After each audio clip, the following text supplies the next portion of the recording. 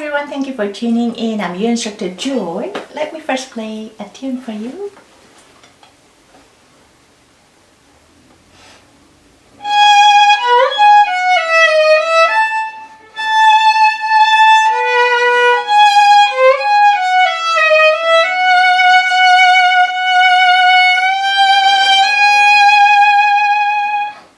This was a little beginning of Salut by Elgar. Thank you very much for your continued support here and also my Patreon page, booking lessons with me, volunteering with your time, and also sending me kind questions, comments, and volunteering, and then sending me your nice comments by emails in many ways. I really appreciate. So this video will be an answer to a subscriber. This violinist was wondering, I sound pretty good in the first position, but as soon as I go higher position, third, fourth, fifth, whatever, somehow I cannot make it sound as good as in the first position. What is it? What should I do? What's the remedy to fix the sound? Very good question. There are of course many things that one could do, but I'm going to give you 3 important things that you can check right away and fix your tone so that you can sound beautifully in high positions, just like in the lower positions. So let's start with a bow hand. Whenever it has to do with a tone production, often 9 out of 10 you can fix it with a bow grip, bow hand, or bow technique in general, and some little parts with the left hand. So first one, when we're shifting from first position to the third position, we're shifting with the first finger in the first position to the third position with the fourth finger. Even though it's just from first to the third position, may not sound like a large, but when you look at the distance that change from first finger goes here to the fourth finger in the third position, it's quite a bit of a large distance it changed. What does that mean? That means the vibrating string got much shorter. Was from here, when I play first finger in the first position, when I shifted the third position with the fourth finger, I shorten the vibrating string more than halfway, so much shorter. That means we have to just change something with the right hand. Whenever left hand, something, physics of the left hand position changes, you have to change with the other hand too, and to respond to that.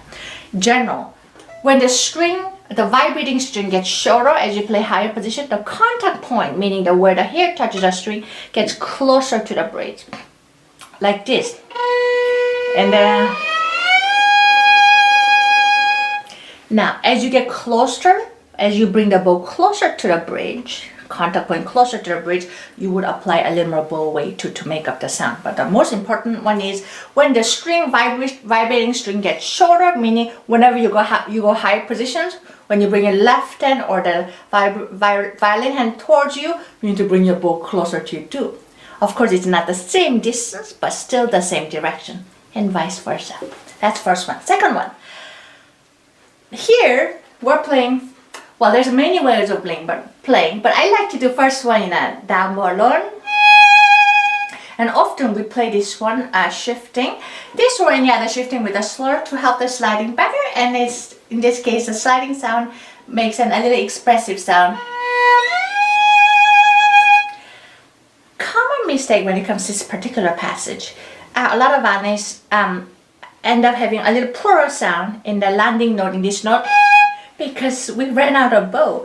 So when we shift, because we're sliding our hand faster, whenever we move our left hand fast, we want to do the same thing with the right hand. So what it does is when we're sliding fast, so we move our bow fast, but by the time we found a note, by the time we landed, we only have this little left, and then we're trying to create the sound.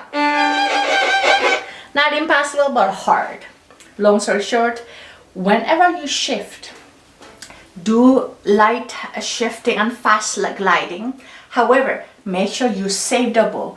Make the bow light and slow during shifting to ensure that you have enough bow left for the high position notes, which needs a little more bow and a little more support and a little more bow weight too, like this. During shifting, slow down the bow speed and slow down and lighter, so that when you have it, you're there. I'm not completely stopping during shifting. This is not it. I'm still continuing the bow. I just slow down the bow speed significantly as I make the bow very light during the shifting. Once I have it, then I do that. That's two things that you can check. Last one. When we shift, it's very important that we have the fingertip very light so that we can slide it easier, and it's also easy to adjust. But we have to remember, once we have found the note, we have to apply the fingertip weight again, make into the solid note. So while sliding, we kept the fingertip very light. Watch my pinky please. Here. I'm sliding. Once I have it there, I need to apply weight on the fingertip to stop the string properly, to make the solid note. And this is something that a lot of violinists forget to do. We're so focused on playing relaxed because when it comes to shifting or high positions, it's very challenging. So we work hard to relax and to make it light. But by the time where we arrived on the note, we finally found it, we forget to apply fingertip weight, or the place the finger the weight normally should be. Applying a little more fingertip weight. So that's the last one. After sliding with a light fingertip, once you have found it, place the bow or place the fingertip a little heavier. Yeah, and then this kind of practicing can be generally fixed. Any kind of tone production, if you have a problem, see if you can break it, if you can make it a little different than the repertoire piece or the music it says. So music is written with a down bow, or I played like the down bow. But instead of playing always same way, see if you can change the form to work only on the sound, such as play each note once or twice or even 3 times. I want to make this one sound nice. It doesn't sound good, and place it a couple more times. See, watch your contact point, experiment changing different contact point, adjust the different bow weight. See, can I make my left hand more comfortable? Can I apply vibrato or not? And so on like that. And that's the best way to improve your tone in general. Working each note with a little more bow, breaking away or going away from the actual music, just working solemnly on the tone alone without working on both hands, really systematically. Yeah, I hope this video was helpful. I wish you all happy violin playing, and I hope to see you again. Bye bye.